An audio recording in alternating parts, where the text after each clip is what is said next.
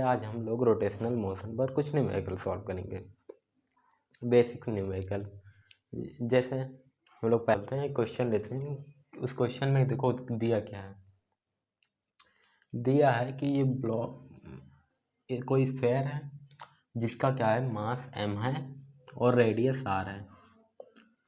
फिर इस पर क्या हो रहा है कि एक f, यहाँ पे एक f इसके सेंटर से इस पर एक f फोर्स से रस्सी ऐसा लपेटा हुआ और वो क्या है कि f फोर्स से खींचा जा रहा है। हमें क्या फाइंड करना है कि इस जो डिस्क है, सॉरी ये जो स्फेयर है, इसका जो सेंटर ऑफ मास है उसकी वेलोसिटी कितनी होगी। तो सेंटर ऑफ मास की वेलोसिटी लीनियर होगी, तो हमें इसकी वेलोसिटी निकालनी है। क्या है, सपोज इसकी वेलोसिटी v है। फिर हमें क्या करना है, फाइंड करना। देखो हम लोग क्या करेंगे, हमें पता है ये जो सरफेस है ये फ्रिक्शनलेस नहीं है, इसका फ्रिक्शन लग रहा है, मतलब फ्रिक्शन जीरो नहीं है, f does not equal to zero. तो क्या होगा, जो फ्रिक्शन होगा, देखो क्या होगा, होता क्या है। तो कोई ये ब्लॉक इधर घूमेगा, ये ब्लॉक इधर घूम रहा है, यानी ये जो पॉइंट है ये इधर की तरफ घूम रहा है, यानी ये पॉइंट है ये इधर की तरफ घूम रहा है। हमें क्या पता है कि जो फ्रिक्शन होता है वो हमेशा किसी भी मोशन का वो विरोध करता है।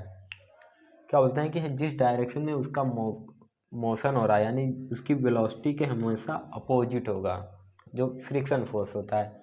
तो देखो इसमें क्या होगा, अगर सपोज यहाँ पे कोई ब्लॉक है, अगर हम इधर खींच रहे हैं तो फ्रिक्शन क्या होगा, इसके हमेशा अपोजिट लगेगा,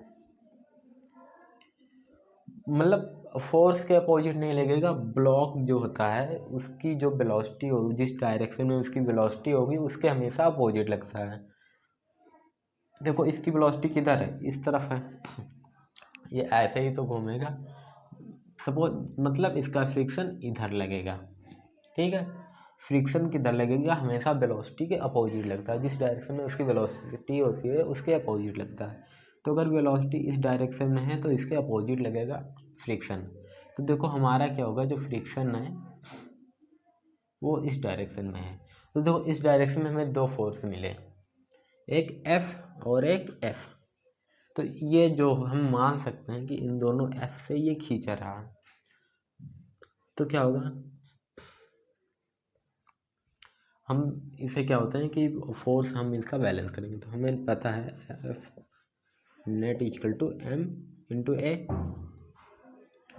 इसकी वेलोसिटी क्या हो गया, मास सेम है, तो हमें पता है कि F प्लस F, क्योंकि दोनों F सेम डायरेक्शन में लग रहे हैं, is equal to M into ये। इक्वेशन 1 हो गया। तो को दूसरा इक्वेशन क्या होगा, इक्वेशन क्या है, सपोज ये F है ये F है। तो देखो दोनों तो फोर्स सेम लग रहे हैं, तो अब देखो इसका हम जब टॉर्क निकालेंगे, हमें पता है tau net equal to I omega, sorry tau net equal to I alpha, tau net equal to I alpha. तो देखो ये होगा कि ये इस डायरेक्शन में फोर्स लग रहा है, ये इस लग रहा है, और ये इस डायरेक्शन में, यानी इन जो दोनों का टॉर्क है वो दोनों अपोजिट डायरेक्शन में है, क्योंकि ये इधर लग रहा है। अगर हम इसका डायरेक्शन इस एफ के कारण अगर हम डायरेक्शन निकालेंगे तो इधर की तरफ होगा टॉर्क का डायरेक्शन, यानी टाउ एफ के कारण जो टॉर्क का डायरेक्शन होगा वो ऊपर की तरफ होगा, और इसके कारण जो इसका डायरेक्शन होगा एफ के कारण वो अंदर की तरफ होगा। तो यानी दोनों अपोजिट हैं। तो देखो हम क्या करेंगे, हम ऐसा मान लेते हैं कि ज़्यादा इसमें कौन, ज़्यादा एफ है, तो अगर ज़्यादा एफ है तो उसी डायरेक्शन में वो घूमेगा। तो f minus f equal to, हम सपोज मान रहे हैं कि जो अल्फ़ा है वो एफ के डायरेक्शन में ही है, into sorry f minus f into r, क्या होगा, एफ नेट इंटू आर होता है tau equal to I alpha.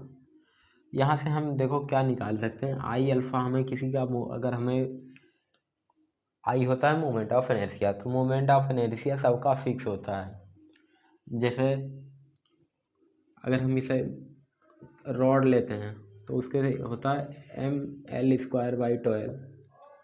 इस क्या लेते हैं, अगर हम डिस्क लेते हैं इसका होता है mr²/2। हम क्या लेते हैं, अगर हम रिंग लेते हैं mr² होता है, mr²। अगर हम हॉलो स्फेयर लेते हैं तो इसका कितना होता है 2/3 mr²। और अगर हम सॉलिड स्फेयर लेते हैं इसका होता है 2/5 mr²। तो देखो इसका कितना होगा 2/5 mr²। हमें पता है कि ये इक्वल टू अल्फ़ा आर होता है फॉर्मूला। तो अल्फ़ा इक्वल टू ये अपॉन आर होगा, जहाँ ए जो होगा वो उसकी लीनियर वेलोसिटी होगी, और अल्फ़ा ये जो होगा उसका लीनियर एक्सीलरेशन होगा, और अल्फ़ा जो है एंगुलर एक्सीलरेशन।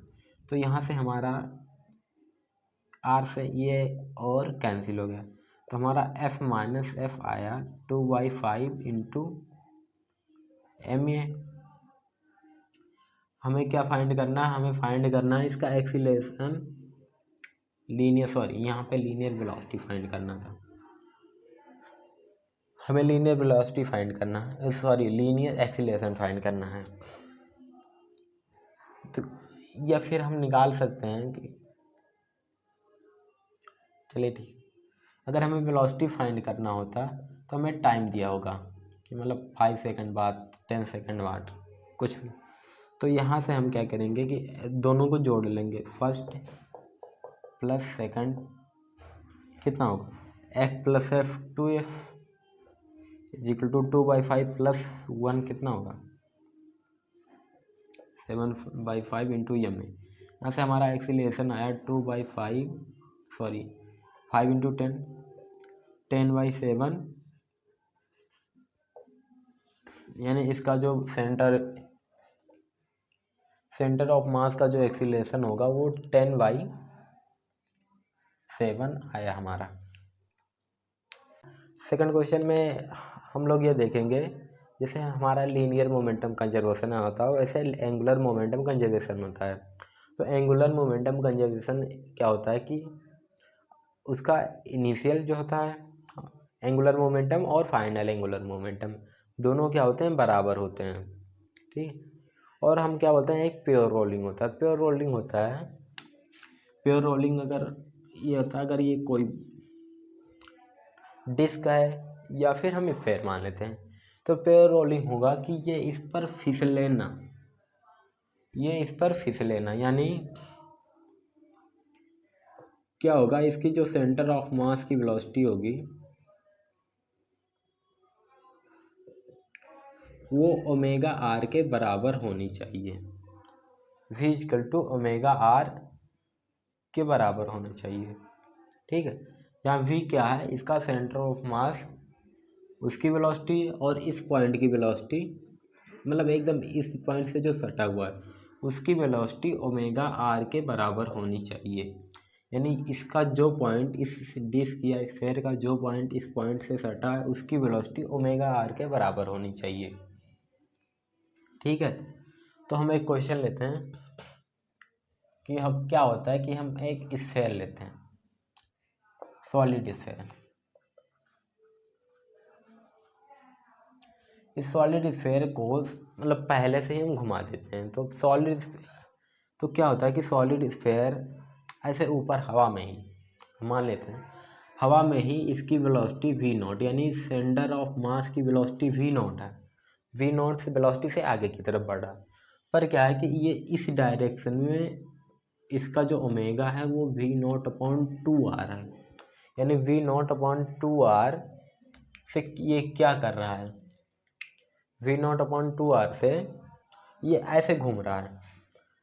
पूछा क्या है कि ये जब प्योर रोलिंग करने लगेगा, यानी जब ये इस पर टकराएगा तो इस पॉइंट की वेलोसिटी जो इससे सटा हुआ उसकी वेलोसिटी v/r, मतलब इसके सेंटर ऑफ मास के वेलोसिटी के बराबर हो जाएगी। तो उस टाइम पे हमें क्या करना है कि फाइंड करना है कि वो वेलोसिटी कितनी होगी, यानी जब ये इससे टकराएगा तो उसकी वेलोसिटी कितनी होगी कि वो प्योर रोलिंग करने लगे, या फिर वो प्योर रोलिंग करने लगेगा तो कि इसकी जो सेंटर ऑफ मास है इसकी वेलोसिटी कितनी होगी। तो देखो हम इसे फर्स्ट मेथड मतलब देखो हमें पता है मोमेंटम